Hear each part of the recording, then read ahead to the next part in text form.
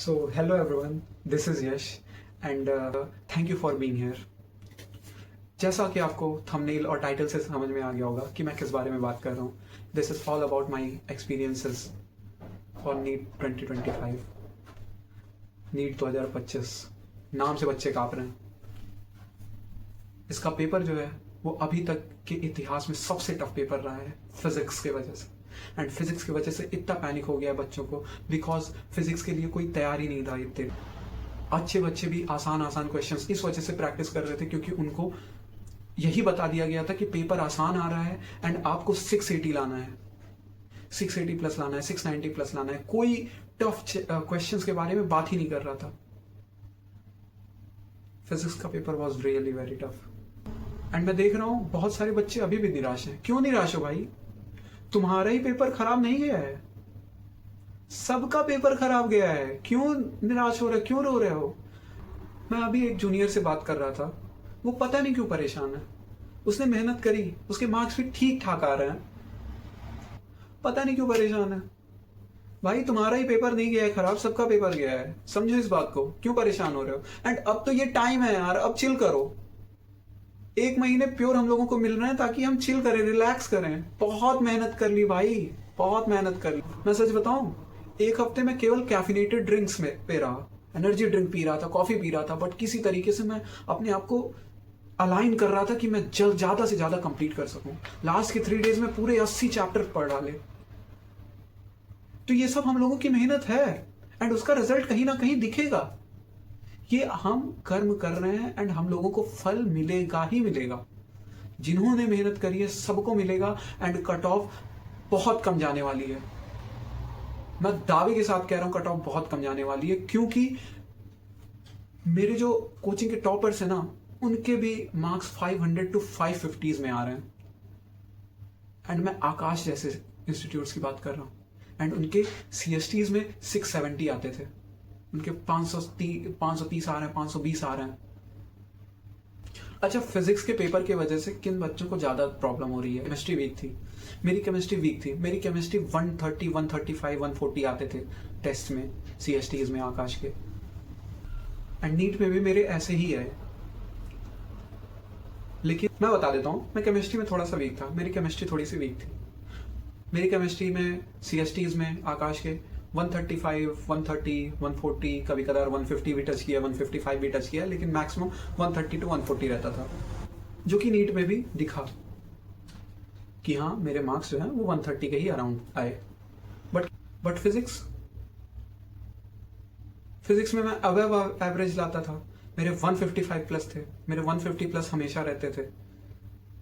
लेकिन मैं average students के बराबर ही आ गया लगभग, क्योंकि मेरी केमिस्ट्री वीक थी.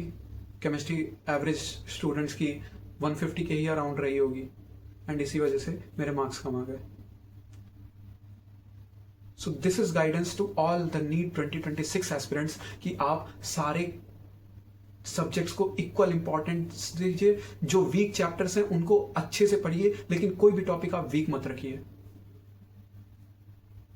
मैं अपनी पेपर अटेम्प्टिंग स्ट्रेटेजी बताता हूं कि जिसकी वजह से मेरे और गलत हो गए. मैं पहले केमिस्ट्री करता था, फिर मैं फिजिक्स करता था एंड देन मैं बायोलॉजी करता था. केमिस्ट्री तो मैंने 50-55 मिनट में कर ली विद OMR फीलिंग. बट मैं जब फिजिक्स पे गया, आधे घंटे मैं दिया फिजिक्स को एंड मेरे से 7-8 सवाल बने. वो स्टूडेंट 40-50 सेकंड में फिजिक्स उड़ा देता था, एक एक क्वेश्चन, चाहे जितना भी टफ क्वेश्चन हो. उसको इतना टाइम लग गया, आधे घंटे में 6-7 सवाल सॉल्व हुए. फिर उसके बाद मैं बढ़ा बायोलॉजी की तरफ.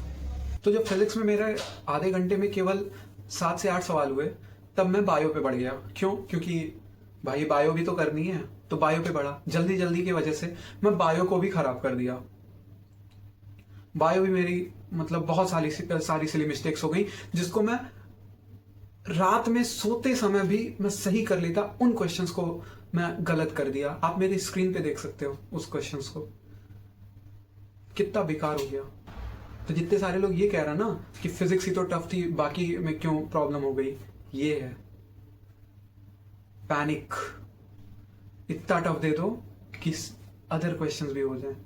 एंड फिजिक्स में टाइम बचाने के चक्कर में मैं फिजिक्स को भी, जो इजी इजी क्वेश्चंस थे उनको भी गलत कर दिया।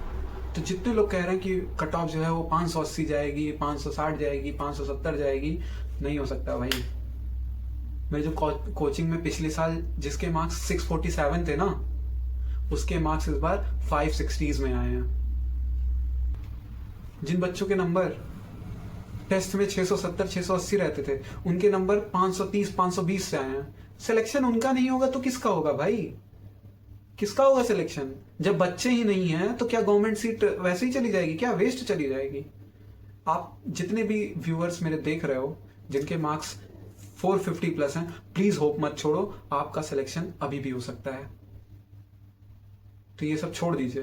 एंड रही बात मेरी कि मेरे मार्क्स कितने आ रहे हैं, मैं अभी तो कंप्लीटली अपना एग्जैक्ट मार्क्स नहीं बता सकता बिकॉज ऑफ फैमिली इशू, कि बहुत सारी प्रॉब्लम्स हो जाएंगी यार अगर किसी को पता चलेगा। तो मैं अपना रेंज बता देता हूँ। मैं 470 से लेकर के 520 तक के बीच में हूँ, 470 to 520 में। तो इसी रेंज में मेरे मार्क्स हैं।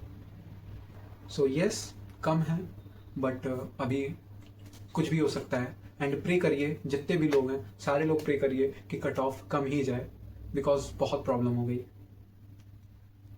तो अभी के लिए क्या करना है? अभी के लिए भाई आप लोग काम रहिए, बहुत सारी सैक्रिफाइस किए हो। एंड जितने भी स्टूडेंट्स हैं सब सैक्रिफाइस करते हैं, मैंने भी बहुत सैक्रिफाइसेस किए। मैं लास्ट के दिनों में 7 दिन तो कैफिनेटेड ड्रिंक की वजह से जी रहा था। बस मैं सुबह उठता था एकदम नींद आती रहती थी, लेकिन फिर भी मैं कैफिनेटेड ड्रिंक पीता था।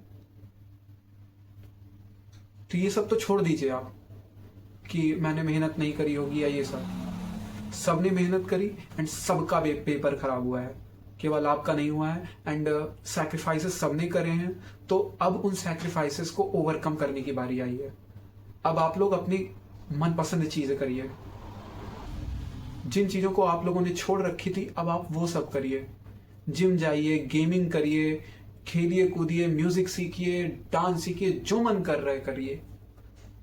बट इस छुट्टी को जाने मत दीजिए। ये 30 डेज आपको जीने नहीं देगा अगर आप खाली बैठे रहे तो अपने आप को बिजी रखिए, घूमने चले जाइए, लेकिन अपने आप को बिजी रखिए। अभी के लिए इतना ही। आगे भी मैं वीडियोस लाऊंगा। कल एक नई वीडियो आ रही है अबाउट माई लाइफ, मैं क्या कर रहा हूँ इस टाइम पे, क्या करने जा रहा हूँ आने वाले समय में। इस समय में जो गैप मिला है एग्जाम से रिजल्ट तक के बीच में, मैं कौन कौन सी चीज़ें ट्राई करूँगा। एंड यस, अब जिम का टाइम आ गया है बिकॉज बैठे बैठे मेरे काफ़ी सारे विसरल फैट जमा हो गए हैं। दैट्स वाई मेरे को फिटनेस भी देखनी है अपनी। एंड यस, आप लोग भी करिए ये सब चीज़ें। अब बहुत ज़्यादा सोचने की कोई ज़रूरत नहीं है। अब अपने आप को काम रखने का समय आ गया, अपने आप को मोटिवेटेड रखने का समय आया। एंड प्लीज दिमाग से निकाल दीजिए नेगेटिव थॉट्स कि हाँ मैं अपने आप को हार्म करूंगा। बिल्कुल नहीं। We are fighters, we all are fighters. हम लोगों ने नीट जैसे इतनी डिफिकल्ट परीक्षा में अगर अच्छे अंक लाए हैं ना, तो हम लोग कभी लूजर नहीं हो सकते। हम लोग ऑलरेडी सबसे आगे हैं। अगर हम लोग टॉप 1% में भी नहीं आए तो क्या टॉप 2% नहीं है?